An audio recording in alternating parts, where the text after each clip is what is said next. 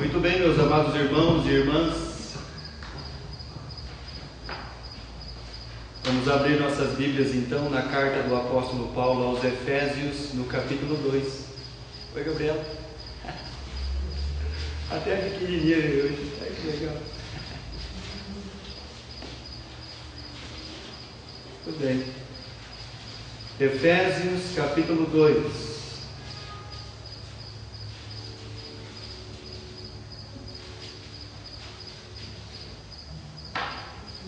Versículo 8, 9 e 10. Nós estávamos trabalhando com o tema sobre a família, né? E como Deus sustenta a família pela eternidade desde a criação.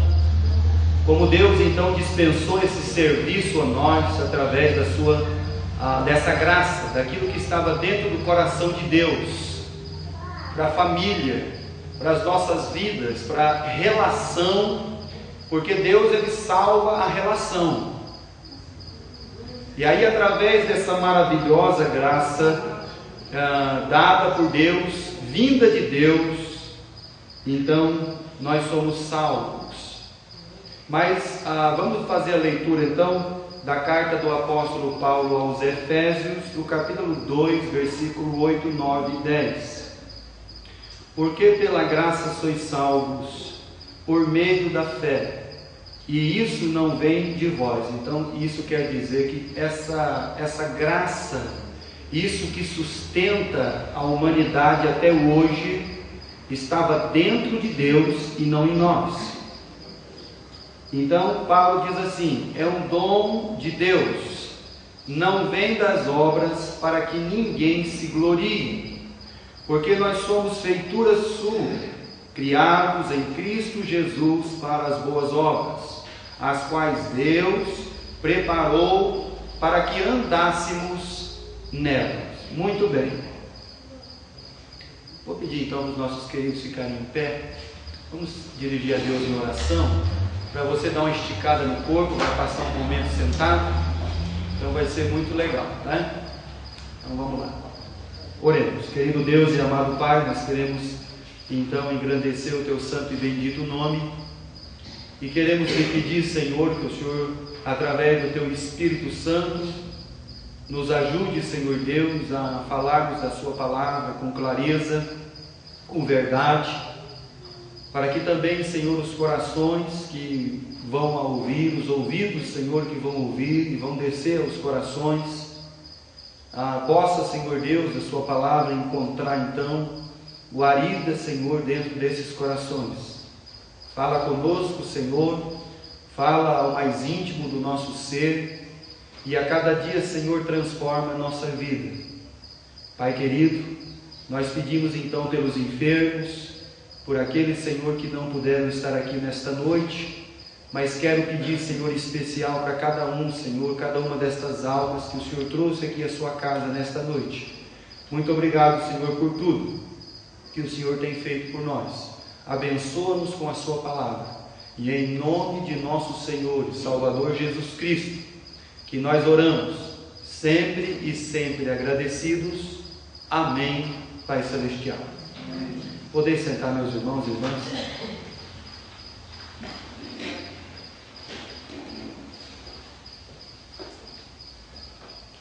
Falar sobre a graça de Deus é maravilhoso, é gratificante, é edificante.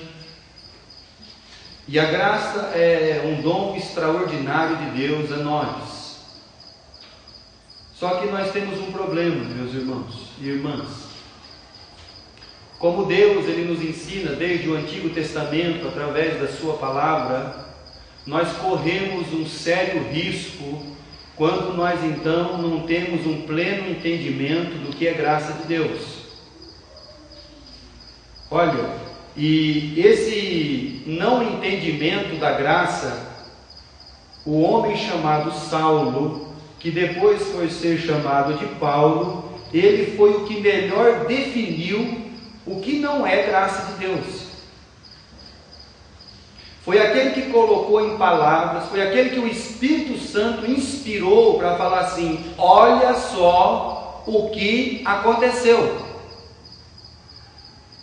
Porque nós pegamos então a palavra de Deus e essa questão da graça na nossa vida, e nós corremos um risco seríssimo de transformar a graça em idolatria e também na quarta pessoa da Trindade, sendo que Trindade é só 3. E daqui um pouco nós estamos endeusando e fazendo um Deus da graça, sendo que a graça não é um Deus, a graça vem de Deus.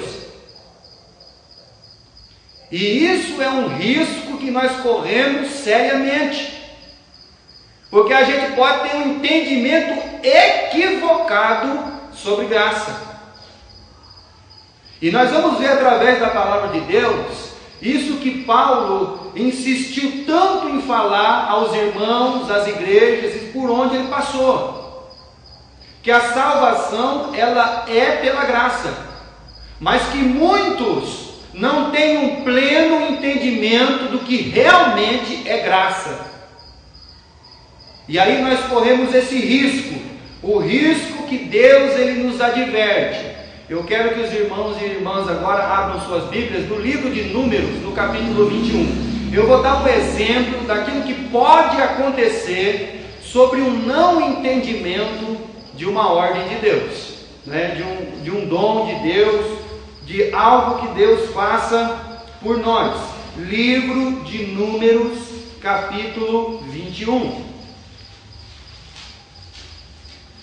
Quando você chega no livro de Números, no 21, é aquela famosa passagem aonde Deus enviou serpentes ardentes de fogo para picar e morder mesmo todo o rebelde e o povo desobediente de Israel. E Deus então enviou as serpentes, e as serpentes elas morderam muita gente.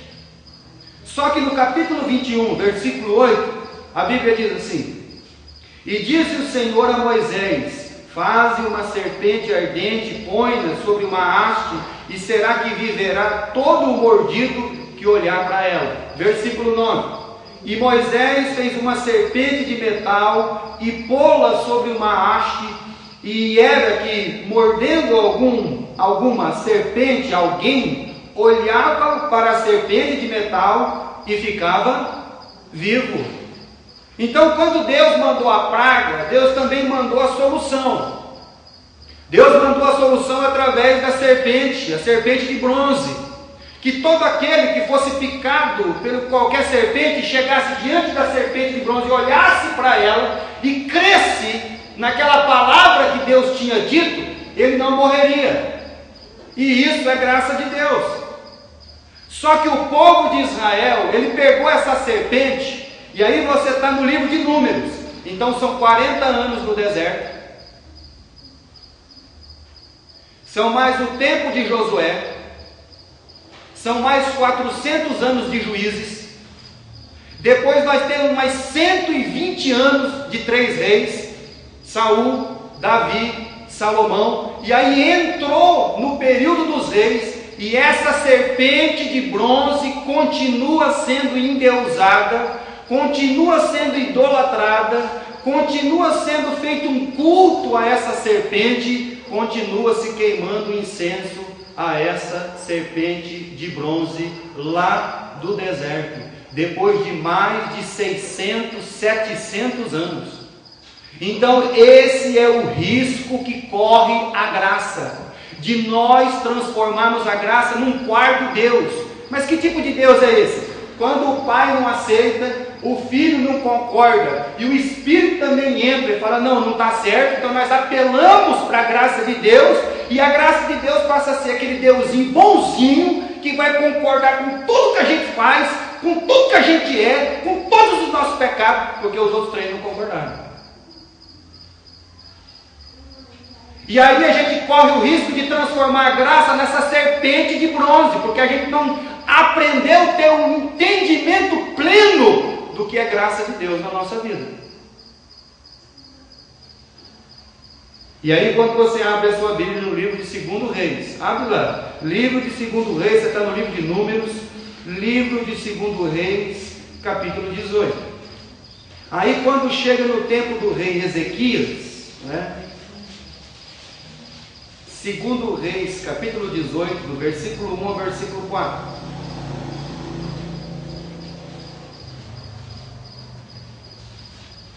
E sucedeu que no terceiro ano de Oséias, filho de Elá, rei de Israel, começou a reinar Ezequias, filho de Acás, rei de Judá. Tinha 25 anos de idade quando começou a reinar, e 29 reinou em Jerusalém. E era o nome de sua mãe, Abi, filha de Zacarias. E fez o que era reto aos olhos do Senhor, conforme tudo o que fizera Davi, o seu pai. Ele tirou os altos, quebrou as estátuas, deitou abaixo os bosques, fez em pedaços a serpente de metal que Moisés fizera. Porquanto até aquele dia os filhos de Israel queimavam incenso e lhe chamavam Neustã. Olha, meus irmãos, passou muitos anos, 700, 800 anos, e aquela graça que Deus deu para o seu povo, naquele momento, eles fizeram da serpente o quê? Um Deus. E colocaram lá no bosque, lá no altar, começaram a queimar incenso, fazer um culto a Neustã. E aí o grande problema que a gente enfrenta é que a falta de um pleno entendimento da graça de Deus transforma a graça no quarto Deus, ou senão numa verdadeira idolatria, ou em algo pior. Nós transformamos a graça de Deus num verdadeiro depósito. Depósito do quê? Depósito de todo o lixo do pecado que nós produzimos. E aí a gente pega então o depósito do lixo de todo o pecado que eu produzo, e aí eu olho lá para o depósito meu tem até um nome, graça, e aí eu jogo tudo lá, porque então eu me apoio nesse depósito, porque se os três Deus não concordar, o meu Deus bonzinho concorda que é graça. Então é um entendimento errado do que é graça de Deus, porque a Bíblia diz que isso não é graça. A graça não veio apoiar o pecado. A graça veio mostrar para nós que o pecado é vencido na nossa vida. A graça não veio nos tornar mais pecadores do que nós somos. A graça veio revelar em nós o pecado que tem que ser deixado. Mas o grande problema nosso é que nós estamos pegando essa graça. Então eu pego a graça. Então está lá, a minha infidelidade com Deus, mas eu sou salvo pela graça. A minha infidelidade com Deus, com os dízimos e ofertas, mas eu sou salvo pela graça. A minha falta de compromisso com Deus, com a igreja de Deus, com o povo de Deus, mas eu sou salvo pela graça. E aí a gente vai entulhando o depósito do lixo que acabou se chamando graça. Graça não é para isso. Graça não é para apoiar o meu pecado. Não é para isso não. A pessoa está vivendo uma vida completamente fora da vontade de Deus, mas ele aprendeu a graça não como um conceito de vida, mas como um preceito. Aí ele tem a resposta na ponta da língua, né? Mas eu sou salvo pela graça. A graça na Neustã, na serpente. Porque ele está fazendo tudo errado, mas ele tem um culto à graça. Como se a graça estivesse fora de Deus ou não viesse de Deus. E aí você tem que entender que quando Paulo está dizendo aqui, ó, nós somos salvos pela graça. Isso estava dentro de Deus. Quando Deus criou então o homem, a mulher, isso estava dentro de Deus desde o princípio. Porque Paulo deixou bem claro isso, olha, isso não vem de vocês, isso não vem de vocês. Isso não estava no homem. Nós achamos que o jardim do Éden, lá no capítulo 3 de Gênesis, é a queda. Não, ali é o começo. Ali foi aonde Deus despertou isso que estava dentro dele, a sua maravilhosa graça. Porque enquanto o homem caído estava lá, se escondendo, Deus chegou e foi chamar ele e foi conversar com ele. Quando o homem caiu, o homem deixou de ter aquela plena comunhão com Deus e de coexistir ao mesmo tempo com Deus, meus irmãos. Para a gente entender o que é graça, a gente primeiro tem que entender o tamanho do tombo. E aí você tem que olhar para a Bíblia e ver quão grande foi a nossa queda. O que e como nós vamos nos tornar ou tornaríamos sem essa graça de Deus. Então Paulo, ele é, do autor das Escrituras Sagradas, inspirado por Deus, aquele que mais deixou claro como é a humanidade sem a graça de Deus. Porque primeiro, quando nós deixamos e caímos lá no Jardim do Éden, a primeira coisa dentro do pensamento de Deus é que nós deixamos ou perdemos o direito de existir.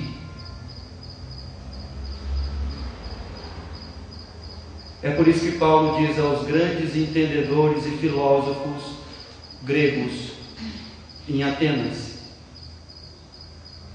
nele nós existimos, nele nós nos movemos. Então Paulo deixou bem claro uma coisa: quando o homem caiu, ele perdeu o direito de existência. Mas o que aconteceu então?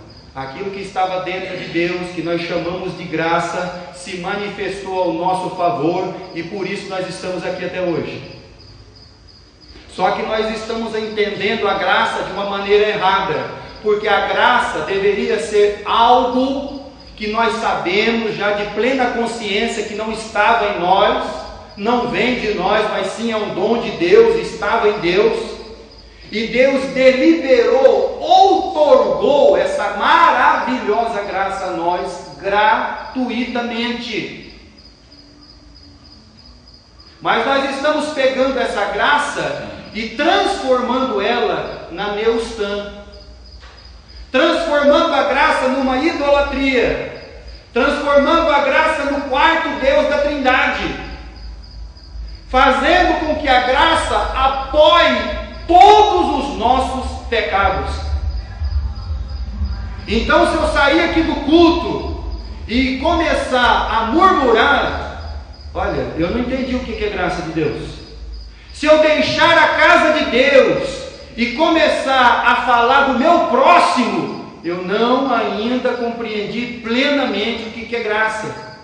Porque na queda, quando nós caímos do jardim, uma coisa aconteceu conosco. Nós perdemos aquela plenitude que tínhamos em Adão e Eva quando eles ainda não tinham caído.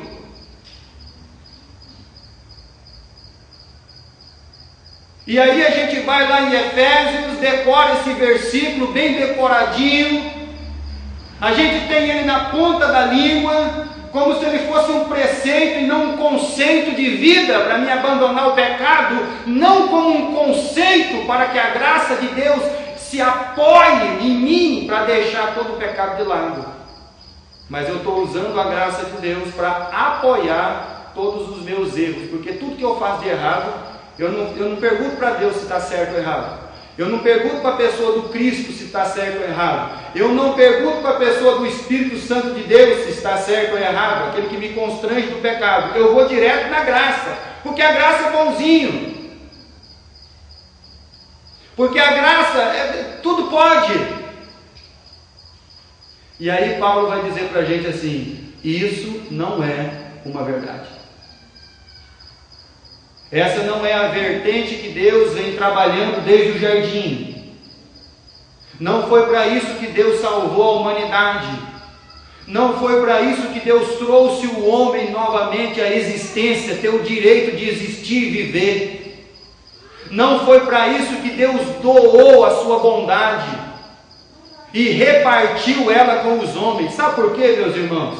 Você vai ver muita pessoa por aí que não é um servo de Deus, mas tem um bom caráter.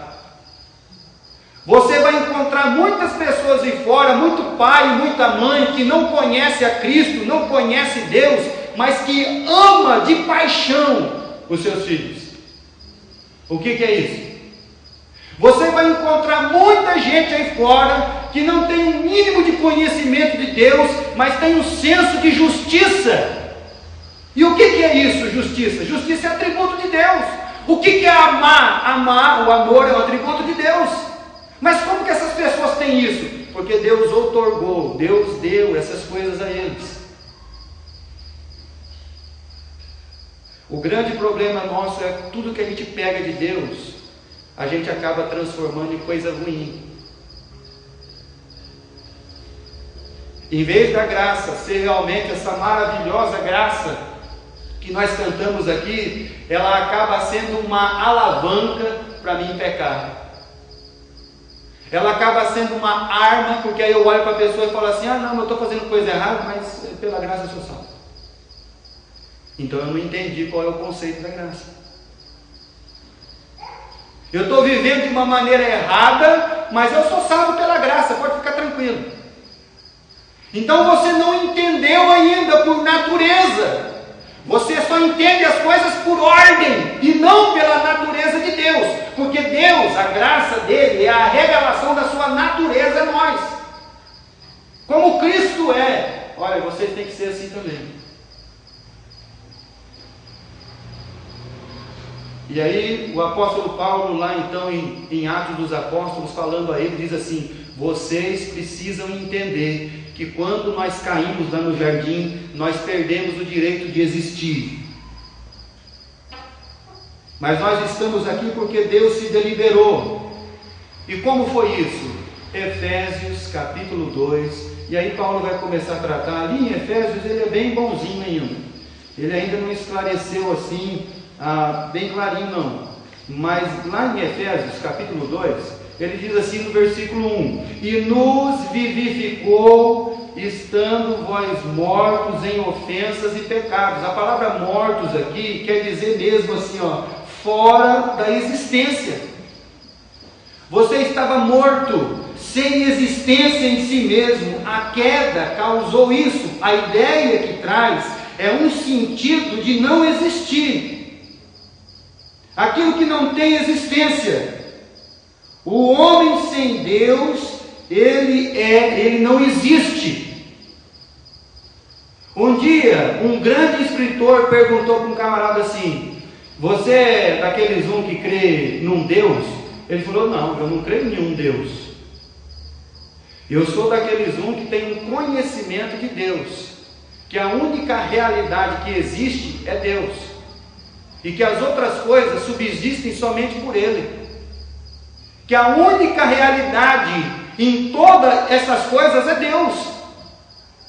E de que todas as outras coisas, as demais coisas, somente subsistem por causa dele. Aí o grande pensador e escritor disse assim: poxa vida, ninguém tinha falado assim comigo ainda. Ninguém tinha me esclarecido dessa maneira, porque eu acho que todo mundo segue um Deus. Aí ele falou assim: então, aí eu seguiria um Deus, você outro, ele outro, o outro lá outro, o outro, então teria um monte de Deus. Ele falou: não, eu sou daquela turma que conhece a Deus, e nós aqui como corpo de Cristo, como igreja de Jesus, somos daqueles de muitos, de bilhões sobre este mundo, que conhecem esse Deus, e que entendem que a única realidade mesmo é Deus, e que o resto de todas as coisas só existe e subsiste por causa desse Deus. Mas aí a gente tem um falso entendimento da graça.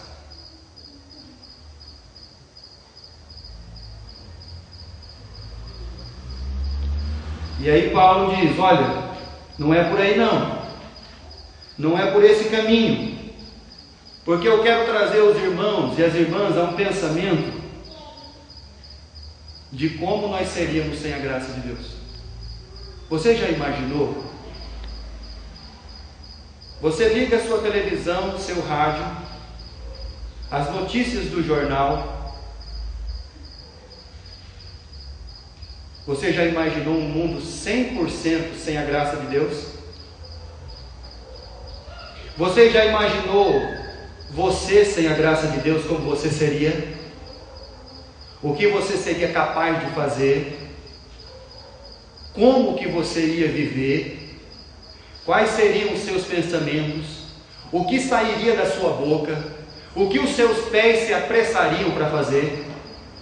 E aí o apóstolo Paulo, ele deixa bem claro essa situação. Romanos capítulo 3. Quando ele escreve a sua carta aos Romanos, ele está lá em Corinto. Mas você abre a sua Bíblia em Romanos capítulo 3.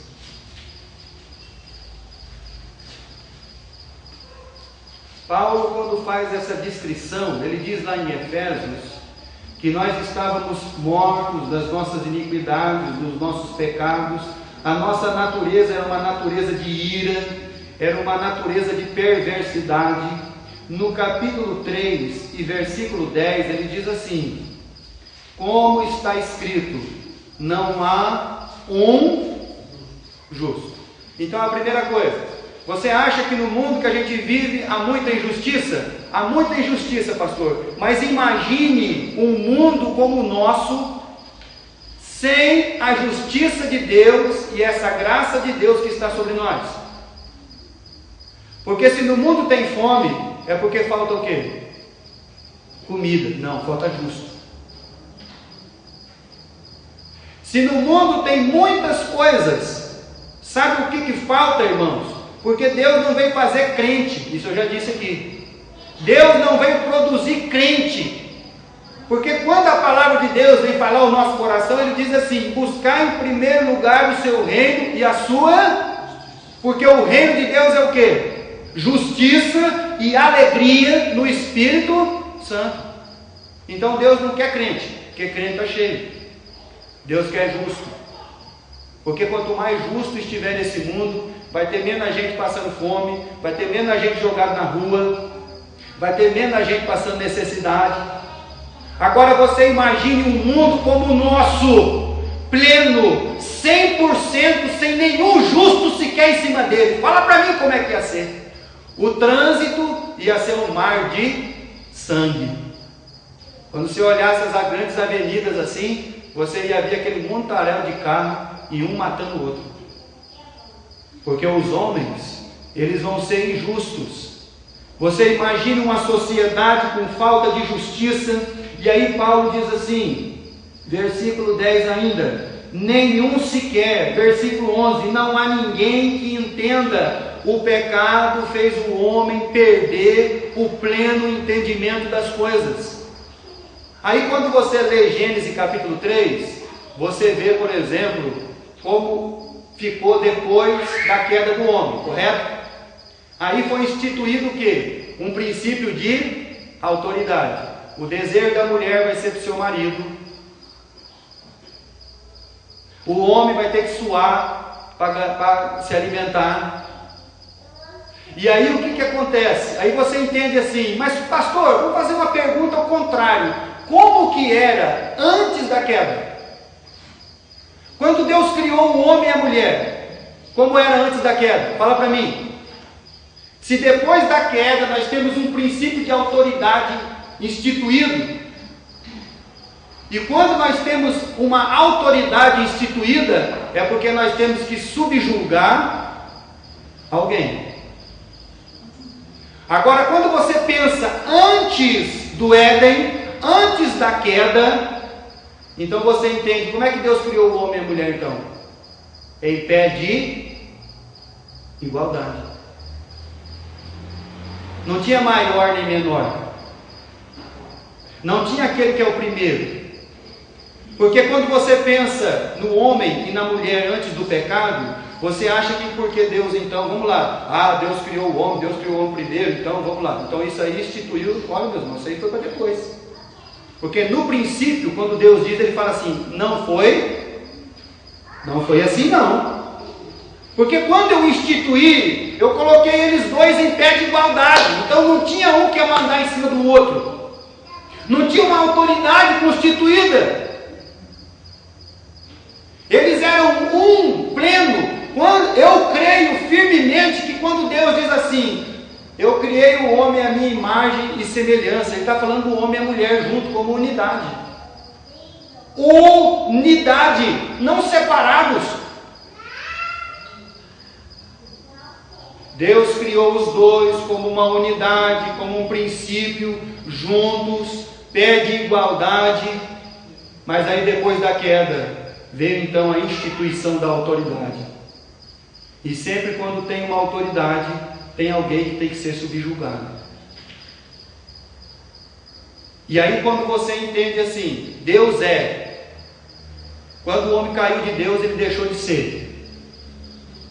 Então você entende que quando Deus é tudo, é o ser, um ser supremo do bem, e que quando a humanidade caiu, ela deixou de ser, ela perdeu o direito de existir, mas nós estamos aqui ainda, pastor, por causa da graça. Mas a partir desse momento que nós deixamos de existir, nós nos separamos desse Deus do bem supremo e adentramos o que em nós? O que entrou dentro do homem? A maldade, a perversidade. É por isso que Pedro, quando vai pregar em Atos dos Apóstolos, ele diz assim: salvai-vos dessa geração perversa. Sabe o que adentrou dentro dos corações? A perversidade.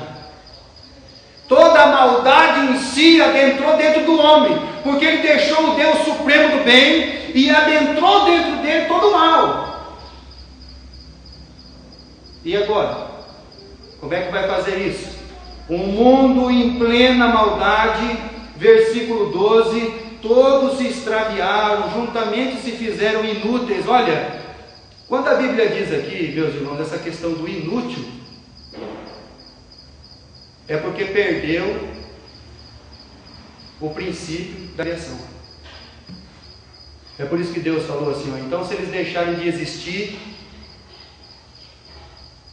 se eu deixasse eles se acabarem, é porque o princípio pelo qual eles foram criados, eles então deixaram. E aí a Bíblia diz, se fizeram inúteis. E aí Paulo continua, uma sociedade sem Deus, sem justiça, sem entender, ninguém busca Deus, não tem nenhum justo. Versículo de número 13, a sua garganta é um sepulcro aberto. Você já imaginou uma sociedade onde a pessoa pode olhar para você assim, sem o princípio da graça, olhar para você com a boca aberta e falar tudo o que ela pensa de você?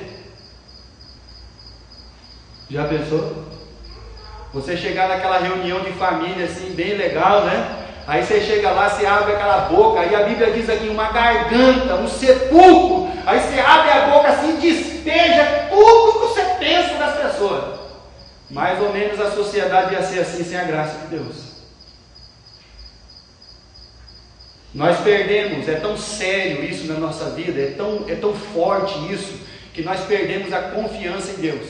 Porque quando eu ouço um denominado crente falar assim, aquela pessoa não tem jeito, ele perdeu a confiança em quem? Em Deus. Ele deixou de confiar em Deus. Porque se ele confia em Deus, ele tem certeza que Deus é capaz, pela sua vontade, de transformar aquela pessoa. Isso é tão sério na nossa vida, mas tão sério,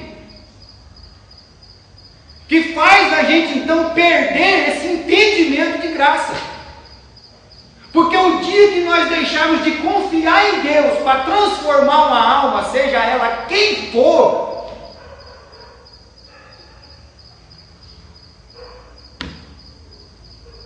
então nós perdemos a confiança no nosso Deus. Porque nós estamos dizendo declaradamente que Deus não é capaz de fazer aquilo. E isso é um erro. Por isso que o marido pode ser transformado, a esposa pode ser transformada, o filho pode ser transformado, as vidas podem ser transformadas, tudo pode ser mudado a partir do momento que você compreender realmente a situação sua. Porque se você só vai compreender o tamanho da graça se você entender o tamanho da queda, o quanto nós caímos, Imagine só se eu e você fôssemos dessa maneira aqui. Como nós seríamos? E foi disso que Deus nos salvou. Deus não permitiu que toda plena maldade nos destruísse completamente. Por isso que Ele outorgou para nós isso que estava dentro dele, a sua maravilhosa graça. E aí Deus diz assim: olha, no mundo em que você vive tem muita injustiça, tem muita autoridade injusta, tem muito governo injusto, tem muito pastor injusto. Talvez mais para frente nós vamos falar sobre o Salmo 23, é uma coisa tremenda, só o versículo 1. Quando um pastor olha para o Supremo e diz assim: o Senhor é o meu pastor.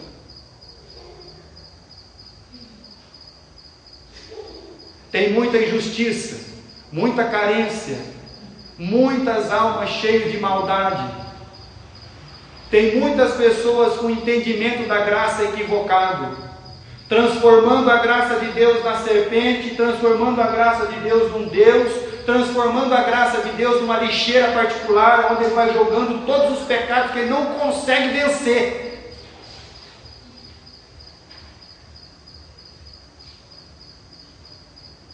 E isso não é graça de Deus.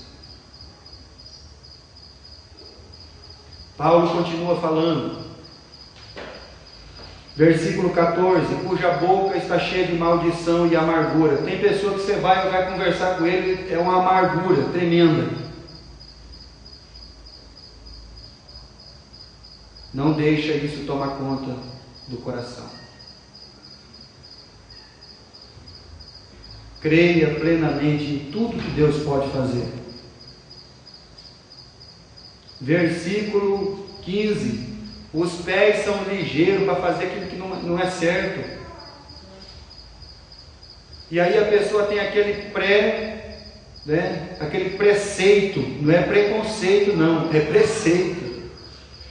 E aí ele usa um versículo decorado: pela graça eu sou salvo. Eu odeio aquela pessoa, pela graça eu sou salvo. E isso não é entendimento de graça. Porque a graça de Deus, ela não vem nos deixar com a natureza, com toda a maldade plena que adentrou dentro da humanidade. Porque senão não vai haver um mundo com justo e justiça.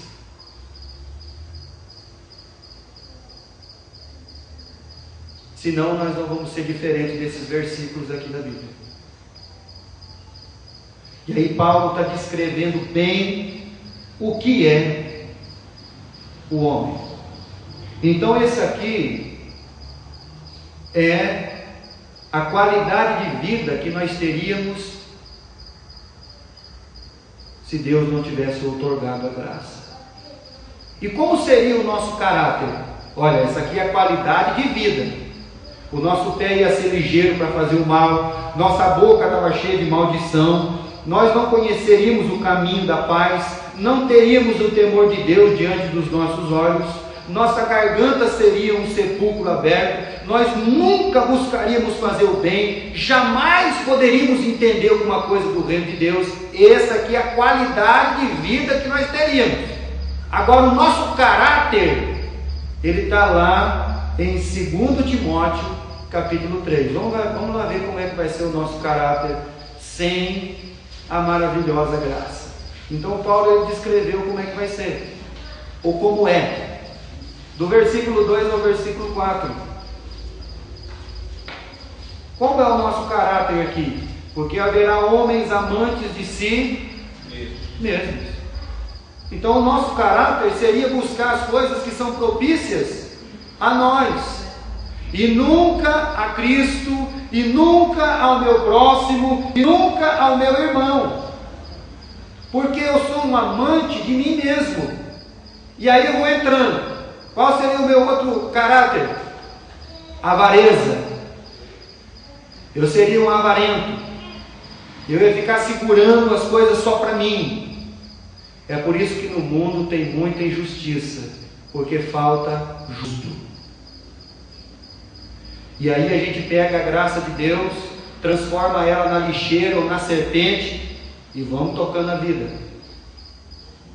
E aí Paulo diz assim: essa aqui é a natureza, o caráter. Presunçosos, soberbos, blasfemos, desobedientes a pais, mães, ingratos, profanos, sem afeto natural. Quando Deus falou com Jeremias no capítulo 2, estão lembrados da mensagem da semana passada? Eu me lembro de você, quando você era recém-casado comigo, meu povo, e você por mim tinha um grande afeto, carinho. Você me tratava bem.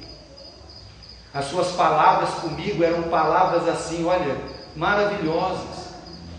Você tinha um afeto dedicado a mim. Que maravilha! Mas aqui Paulo está dizendo que a natureza dessas pessoas, o caráter deles é isso aqui, eles são sem afeto natural, porque eles só pensam neles mesmos, são irreconciliáveis, caluniadores, incontinentes, cruéis, sem amor para com os bons, traidores, obstinados, orgulhosos, mais amigos do deleite do que amigos de Deus.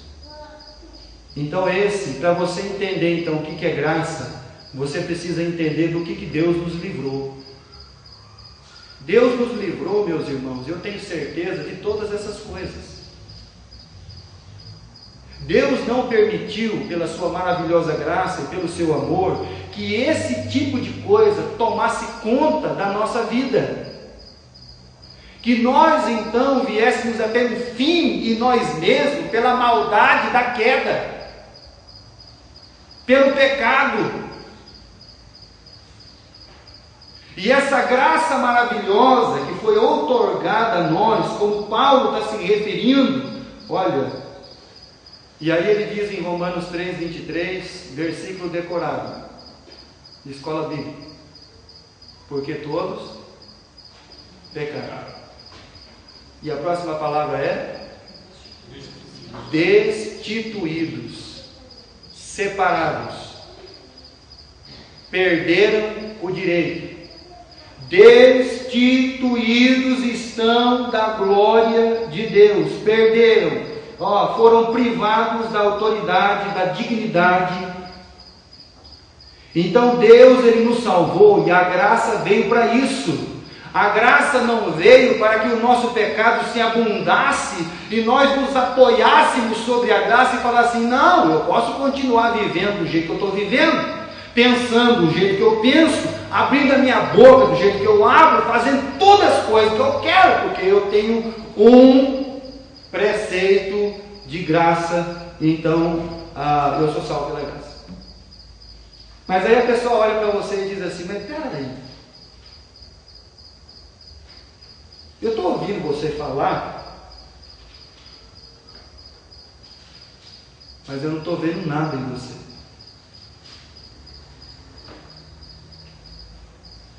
Eu não estou vendo fruto realmente dessa graça.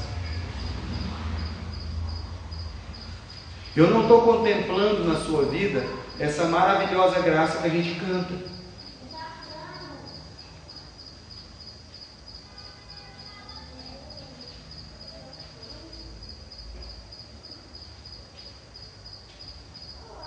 O entendimento que nós temos dessa graça. Então Paulo vai nos dizer qual é o entendimento que nós temos que ter pleno da graça de Deus. Romanos capítulo 6.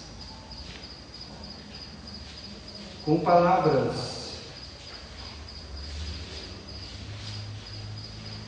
de sabedoria no Espírito Santo de Deus, Paulo diz em Romanos capítulo 6, a partir do versículo 1, vamos ler o versículo 1 e versículo 2.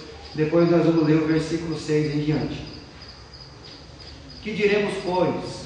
Permaneceremos nós no pecado para que a graça seja mais abundante? De modo nenhum. Não foi para isso que a graça veio. Versículo 2: nós que estamos mortos para o pecado, como viveremos ainda nele? Então Paulo faz a pergunta.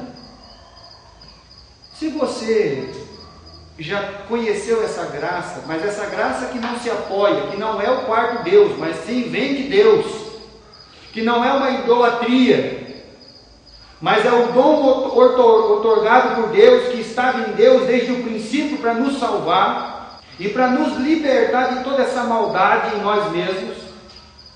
E aí Paulo diz no versículo 6, sabendo isso. Você já sabe isso?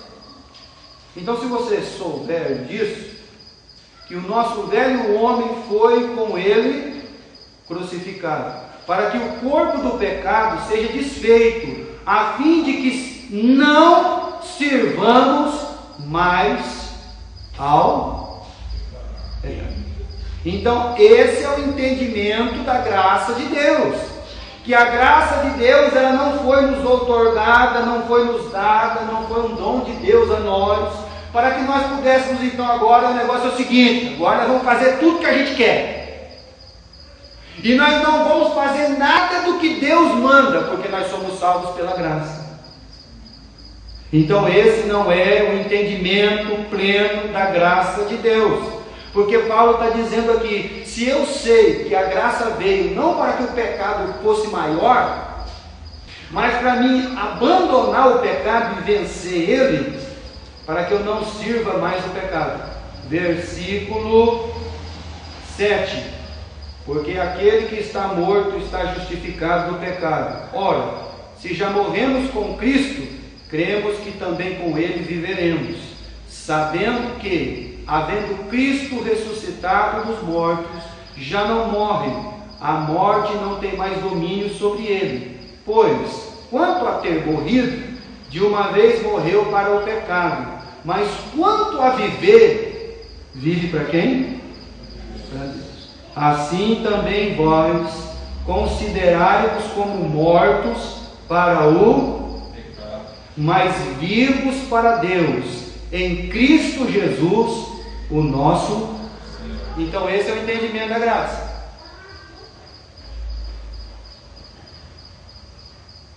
Paulo está deixando bem claro aqui o que é graça de Deus. A graça não veio para que eu me apoiasse sobre ela, no sentido dela ser o meu bode expiatório, o meu escape. A graça veio para me mostrar como eu ia ser se Deus não tivesse dado ela para mim. E a graça veio para que eu não seja mais um servo do pecado, para que eu não viva mais para o pecado, para que eu não seja mais entregue ao pecado cotidiano que sempre está diante de mim, como diz então o Salmo 51 de Davi. A graça veio para que eu entendesse que agora eu vivo por Cristo e que eu vivo em Deus, e que para o pecado eu já morri, e que se eu morri para o pecado, eu não posso usar a graça de Deus como alavanca, como Deus tem, como o quarto Deus, como uma idolatria para apoiar os meus erros. Não. E se eu não tivesse entendimento, então eu não entendi ainda o que é graça de Deus, porque eu não entendi o tamanho da queda, porque eu não entendi plenamente o que a graça veio fazer.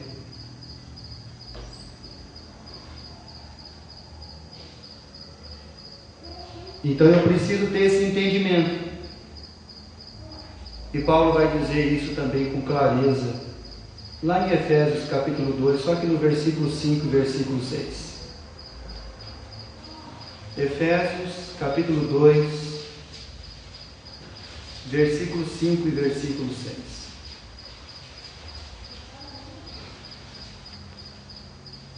Estando nós ainda mortos em nossas ofensas, nos vivificou juntamente com Cristo, pela graça sois salvos. e nos ressuscitou juntamente com Ele, e nos fez assentar nos lugares celestiais em Cristo Jesus. Versículo 7. Para mostrar nos séculos vindouros as abundantes riquezas da sua graça, pela sua benignidade para conosco, em Cristo Jesus. Meus amados irmãos e irmãs, não vamos apoiar a nossa fé numa neustã.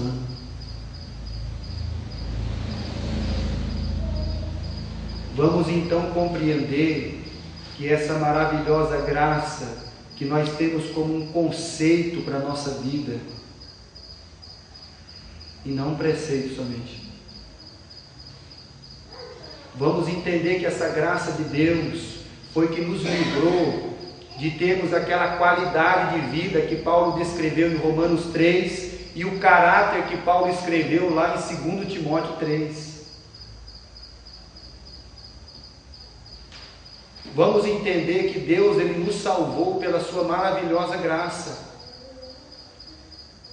Ele outorgou a nós o seu amor, a sua graça, a sua benignidade, a sua mansidão, a sua misericórdia. Deus, Ele outorgou isso a nós. Que nós venhamos a ter mesmo, vivendo a graça de Deus, esse entendimento pleno da graça. Porque senão, nós vamos ficar só com o versículo decorado.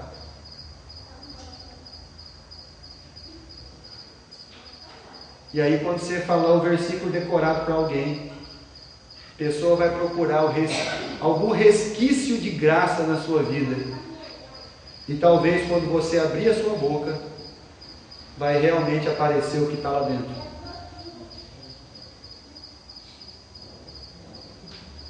Nunca deixe de crer que Deus pode transformar qualquer pessoa. Nunca deixe de agradecer a Deus por Deus não ter deixado nem eu e nem você ser dessa maneira aqui que Paulo descreveu.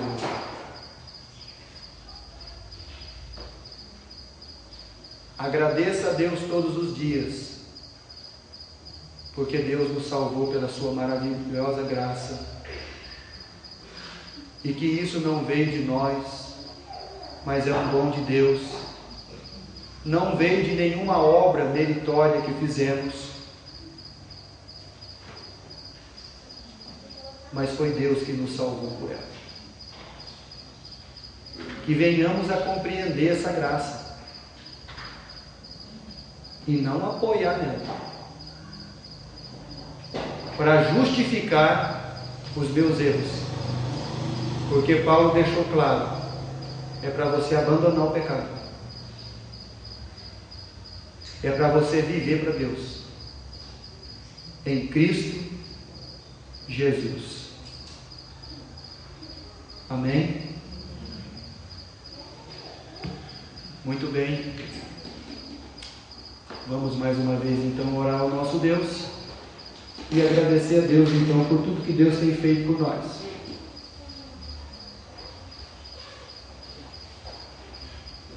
Nós temos aqui a irmã Eunice, né? Está se recuperando de uma cirurgia que fez. Então Deus esteja cuidando da irmã, da sua recuperação, né?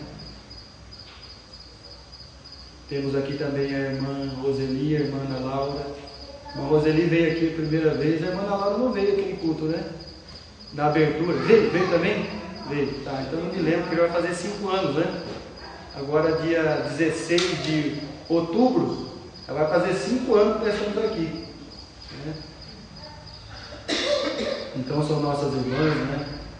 Pessoas que eu amo muito e considero muito mesmo. E hoje elas vieram aqui fazer uma visita, conhecer, ver as mudanças que foram feitas. Muito bem, Deus abençoe.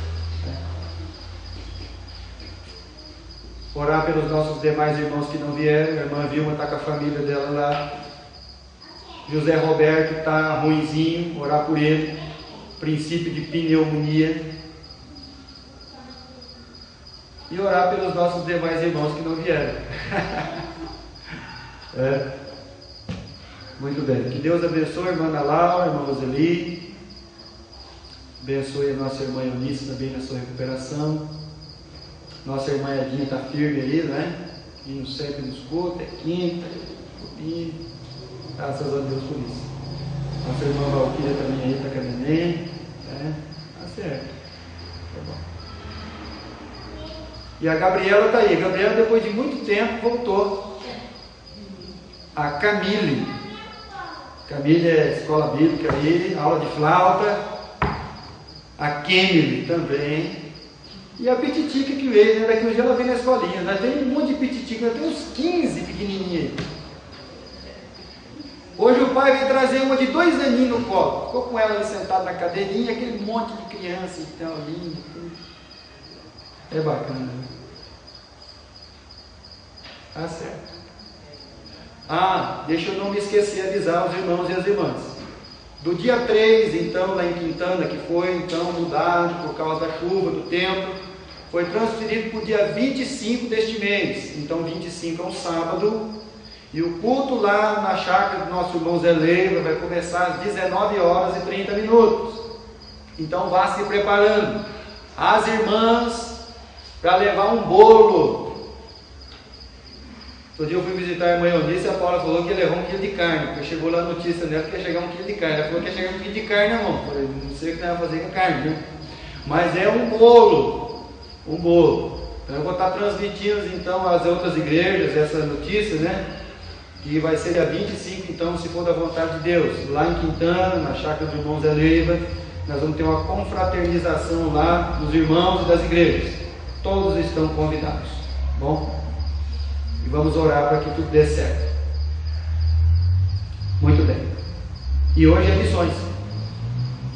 Hoje é segundo domingo do mês. Hoje é o nosso culto de missões. Então nossos irmãos que estão nos visitando, nossos visitantes, estão todos isentos de participar da oferta missionária, tá bom? Não fique constrangido por isso. Isso aqui é uma coisa da igreja, né? Eu sempre aviso isso, porque de repente a pessoa vem no culto, demora para vir no culto, dia que vem e fala, rapaz, pastor, cheguei lá de dia. Mas fique tranquilo, tá? Então hoje é o nosso culto missionário, nós vamos cantar um hino aí.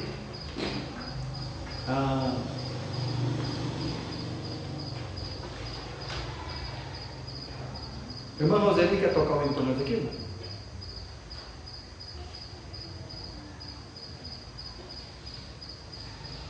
Vou convidar a irmã Roseli para tocar. Eu tenho um cantor cristão aí. Tem aí, irmão? Ah, tá, a irmã já tem. Já tem o cantor.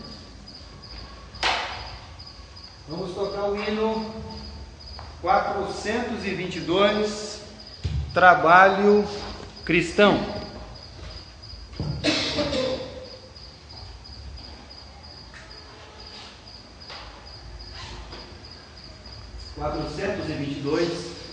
Trabalho Cristão. Obrigado.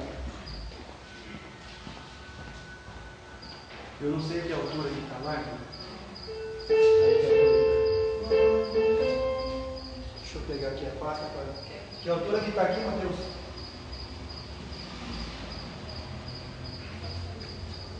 Tem. É que aqui a gente faz uma transposição para ele diminuir muito alto e não canta.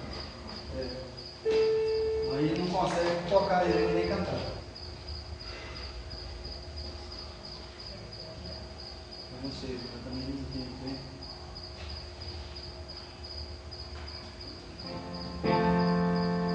Não? É? Tá. Tá, vamos lá.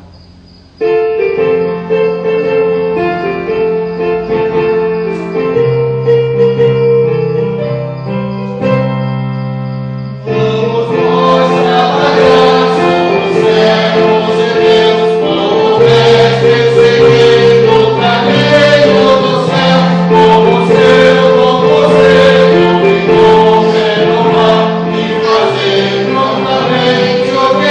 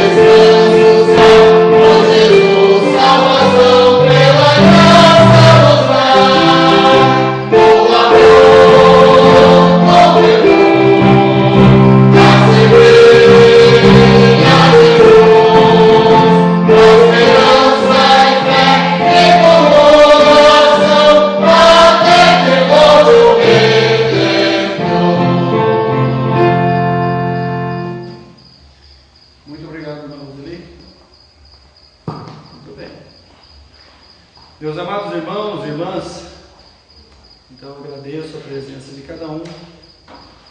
E vamos mais uma vez ao nosso Deus em oração, para encerrarmos então o nosso culto.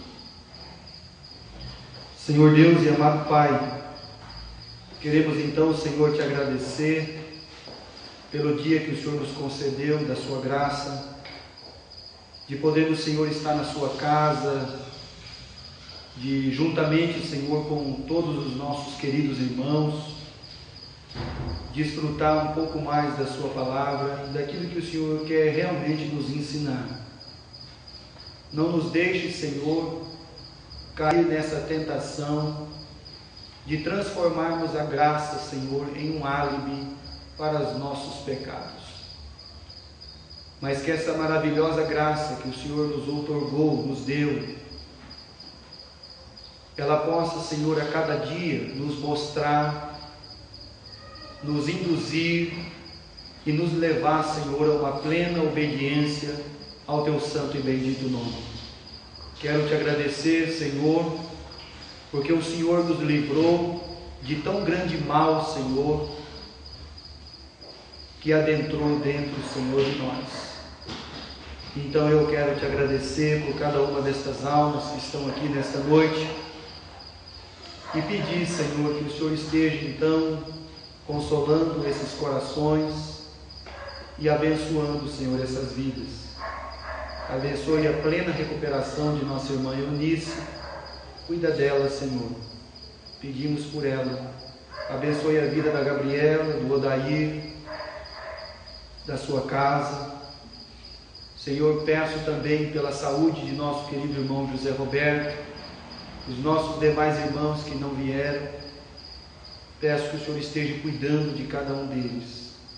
Pai, transforma o nosso entendimento, a nossa vida, para que possamos mesmo, Senhor, não somente falar da sua graça, mas demonstrar ela, Senhor, através de nós. Pai querido, perdoa então, Senhor, os meus pecados contra o meu próximo, contra o meu irmão, contra a sua palavra, Senhor. E eu quero Te agradecer mais uma vez. Cuida do irmão Renivaldo que está viajando e abençoe ele, Pai, nestes caminhos. Despeça-nos, Senhor, com a sua paz e leva-nos guardados, Senhor, para as nossas casas. E é em nome de nosso Senhor Jesus Cristo que nós oramos, sempre agradecidos. Amém, Pai Celestial. Amém. Muito bem, meus irmãos e minhas irmãs, estamos então encerrados. Que Deus abençoe a todos.